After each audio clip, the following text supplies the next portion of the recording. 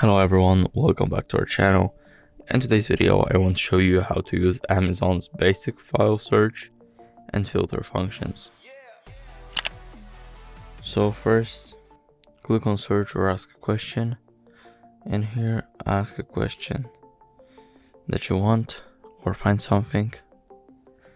And now you have filters right here, and you can use those filters.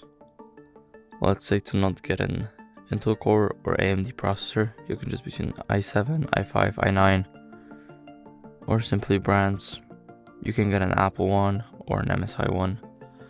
And now if you click MSI, as you can see, the results are gonna change.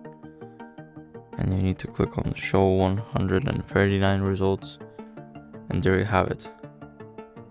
MSI only PCs.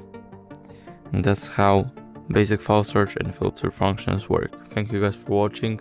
Make sure to like, subscribe, and see you in the next video.